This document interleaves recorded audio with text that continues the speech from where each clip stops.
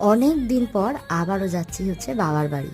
আসলে এখন সেরমভাবে টাইমও পাই না, আর ছুটিও থাকে না, তাই জন্য খুব রেয়ার যাই, আর সকালে যাই, বিকেলের দিকে আবার ব্যাক করি। তো আজকের ওই জন্য চলেও গেছিলাম একটা ছুটির দিন দেখে। তো গিয়েই মা দিয়ে দিয়েছিল হচ্ছে যে লুচি, আর হচ্ছে যে কিমা ঘুগনি, আর হচ্ছে চিকেন। সেটা কি আমার হাজব্যান্ডের এক্সপ্রেশন বলছে দারুণ। আর আমি না গিয়েই বাড়িতে মাটন রান্না করেছিলাম। তো মাটনটা আমরা আর ওখানে খাইনি, রাতে বাড়ি নিয়ে চলে এসেছিলাম। আর আমি এদিকে লুচি আর কিমা ঘুগনি দিয়ে খেয়ে নিচ্ছিলাম, খেতে জাস্ট অসাধারণ হয়েছিল।